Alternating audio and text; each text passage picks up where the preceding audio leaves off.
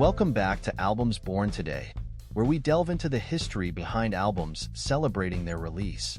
It's May 23rd, 2024. Let's explore what the past has in store for us today.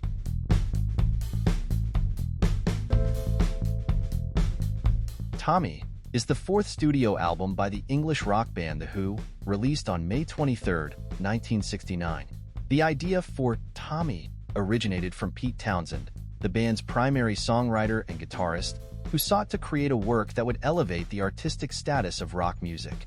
Inspired by various influences, including spiritual themes, operatic structures, and the desire to push the boundaries of what rock music could achieve, Townsend envisioned a rock opera that would tell a continuous narrative. Tommy tells the story of a young boy named Tommy Walker who becomes deaf, dumb, and blind after witnessing a traumatic event. Despite his disabilities, Tommy discovers an extraordinary talent for playing pinball and becomes a messianic figure. The album's narrative explores themes of trauma, healing, fame, and spiritual enlightenment. The recording of Tommy took place primarily at IBC Studios in London between September 1968 and March 1969.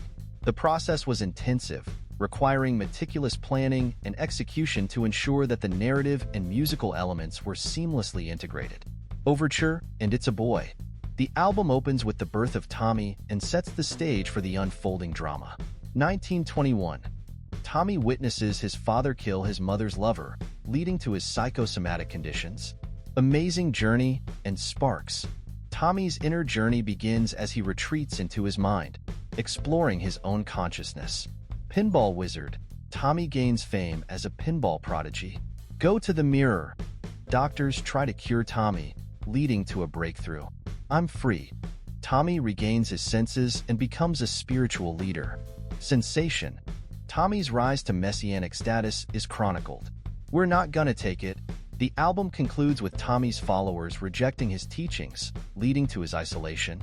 Upon its release on May 23, 1969, Tommy was met with critical acclaim and commercial success. The album reached number 2 on the UK Albums Chart and number 4 on the US Billboard 200. Critics praised its ambitious scope and the band's ability to create a compelling narrative through music. Tommy has had a lasting impact on both The Who's career and the broader landscape of rock music. It established The Who as pioneers of the rock opera genre and showcased their ability to tackle complex themes and structures.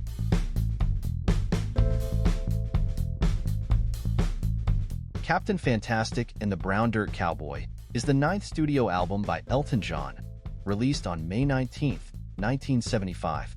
Captain Fantastic and the Brown Dirt Cowboy is a concept album that tells the story of Elton John and Bernie Taupin's rise to fame, from their humble beginnings to their breakthrough success. The album's narrative is deeply personal and reflective, capturing the struggles, ambitions, and triumphs of their early careers in the late 1960s and early 1970s. Captain Fantastic represents Elton John, the flamboyant and talented musician whose musical prowess leads him to stardom.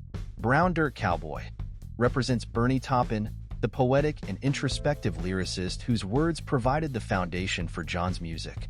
The album was written during a period of intense productivity and creativity for John and Taupin. The duo aimed to create an honest and introspective work that differed from their previous, more commercial albums. The album was produced by Gus Dudgeon, who had worked with John on many of his previous albums. The recording sessions took place at Caribou Ranch in Colorado, a location that provided a secluded and inspirational environment for the musicians. Captain Fantastic and the Brown Dirt Cowboy. The title track sets the stage for the album, detailing the journey and partnership between John and Taupin.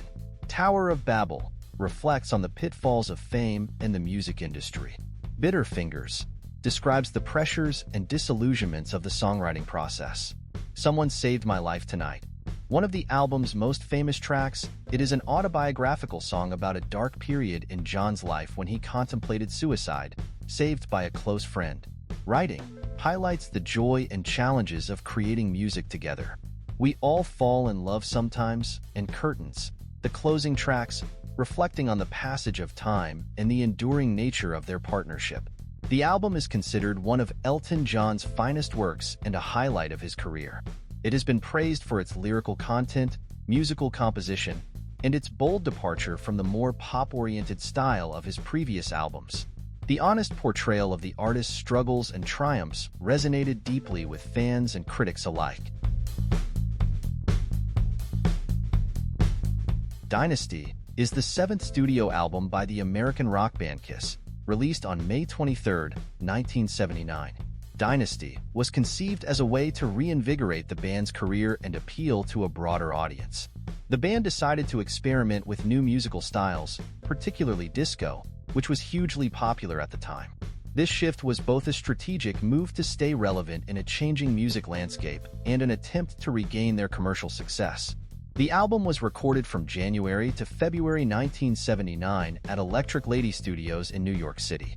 Vini Pancha, who had worked with Peter Criss on his 1978 solo album, was brought in to produce Dynasty. His production style and influence were significant in shaping the album's sound.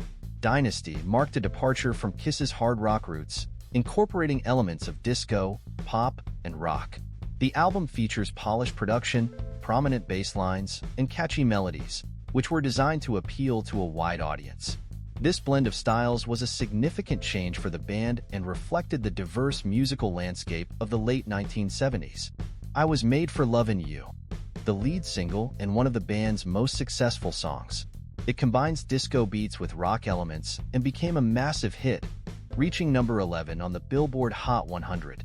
2000 Man, a cover of a Rolling Stones song, featuring Ace Frehley on vocals. It highlights Frehley's rock influence within the album. Sure Know Something, another single from the album, blending pop and rock with a smooth, polished production. Dirty Livin', sung by Peter Criss, reflecting his personal turmoil and offering a grittier, more rock-oriented sound compared to the disco tracks. Dynasty was released on May 23, 1979, and was commercially successful, reaching number 9 on the Billboard 200 chart. The lead single, I Was Made for Lovin' You, was a major hit, achieving gold status and becoming one of the band's most enduring songs. Dynasty is seen as a pivotal album in Kiss's discography. It represents a bold experiment in genre blending that both expanded their audience and alienated some longtime fans. The success of I Was Made for Lovin' You ensured the band's continued relevance, and the album has since been reassessed more favorably for its ambition and willingness to take risks.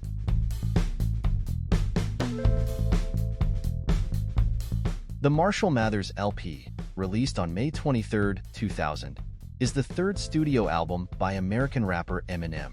After the massive success of his previous album, the Slim Shady LP, Eminem became a household name. However, the sudden rise to fame brought both praise and controversy. Critics scrutinized his provocative lyrics, and he faced lawsuits and public backlash. Despite the controversy, Eminem continued to write and record, channeling his experiences and frustrations into his next project. The Marshall Mathers LP is a deeply personal and introspective album.